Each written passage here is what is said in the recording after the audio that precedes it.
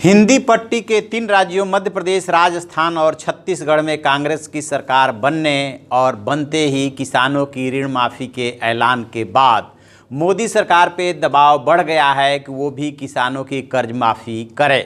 कांग्रेस अध्यक्ष राहुल गांधी ने पार्लियामेंट परिसर में जिस तरीके से इस मुद्दे को लेकर के आक्रामक रुख अख्तियार किया और कहा कि जब तक किसानों की कर्ज माफ़ी केंद्र सरकार नहीं करती है तब तक वो मोदी को चैन से सोने नहीं देंगे। अब सवाल उठता है कि जिस जो नतीजे आए हैं उसके बाद बीजेपी और केंद्र सरकार भी परेशान है, लेकिन इसके लिए पैसा कहाँ से आएगा? क्या मोदी सरकार किसानों की कर्ज माफ़ी करेगी?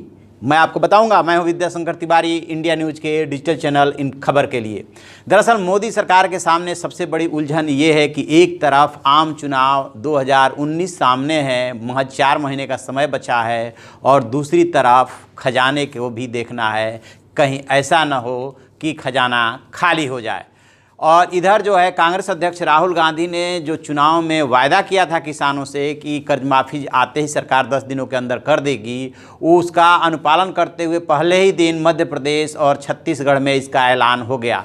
कमलनाथ, मध्य प्रदेश के मुख्यमंत्री कमलनाथ ने जो ऐलान किया है उसमें किसानों के 2 लाख तक के ऋण माफ़ करने का ऐलान किया है। वहाँ पर लगभग 41 लाख किसानों का 56,000 करोड़ का कर्जा है, जबकि छत्तीसगढ़ में लगभग 16.5 लाख किसानों का लगभग 6,000 करोड़ का कर्ज है, जिसको माफ़ करने की सरकार ने घोषणा की है। इसी तरह से यदि राज्यवार विवरण देखेंगे तो आपको याद होगा उत्तर प्रदेश में लगभग योगी सरकार ने 37,000 करोड़ का किसानों का कर्ज माफ़ किया था, 1 लाख तक का माफ़ किया था। लेकिन यदि केंद्र सरकार पूरे देश के किसानों के ऋण माफ़ी के लिए कदम उठाए तो बताते हैं कि कम से कम 4 लाख करोड़ रुपया चाहिए। मैं आपको याद दिलाऊं, 2008 में जब मनमोहन सरकार थी उसने जो है किसानों का लगभग 72,000 करोड़ का कर्ज माफ़ किया था। लिहाजा मोदी सरकार के सामने भी ये यक्ष प्रश्न है कि यदि 2019 में सत्ता में आना है तो जिस तरह से किसान जो है नाराज़ हैं, उनको खुश करने के लिए किसानों की ऋण माफ़ी करनी होगी।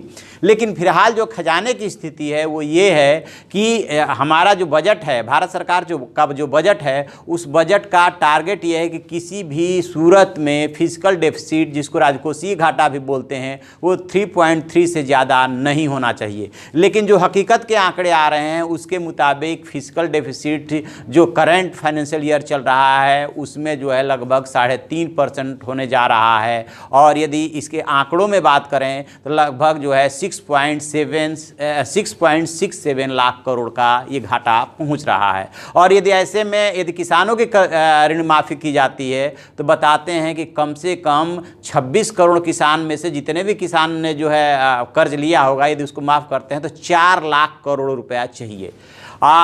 इसको यूँ भी समझ सकते हैं कि लगभग जो अपना भारत सरकार का बजट है 25 लाख करोड़ के आसपास, उसका लगभग जो है 1/6 चाहिए किसानों की ऋण माफ़ी के लिए। अब इतनी बड़ी रकम की व्यवस्था करना केंद्र सरकार के लिए टेढ़ी खीर है, क्योंकि जैसे ही ये 4 लाख करोड़ रुपए निकालेगी अपने खजाने से, वैसे ही जो हमारा फिजिकल डेफिसिट है वो लगभग 3.25 और 4 के बीच में पहुँच जाएगा। और उसको जो है अच्छा नहीं माना जाता है कि राजकोषीय घाटा यदि इतना बढ़ा तो फिर वो जितनी भी एजेंसियां हैं भारत के जो आर्थिक विकास दर है उसको लेकर के और क्रेडिट को लेकर के फिर वो निगेटिव मार्किंग करने लगती है। तो मोदी सरकार के सामने 2 दिक्कत है कि इस फंड की व्यवस्था कहाँ से की जाए, और दूसरा यदि करते भी हैं तो राजकोषीय घाटा दूसरी तरफ बढ़ने का डर है, और एक तरफ जो है चुनाव जीतने की चुनौती है। कांग्रेस का आक्रामक तेवर है, राहुल गांधी 3 राज्यों में जीतने के बाद बहुत ही ज़्यादा आक्रामक हैं। तो ये है मोदी सरकार की मजबूरी। अब देखना ये है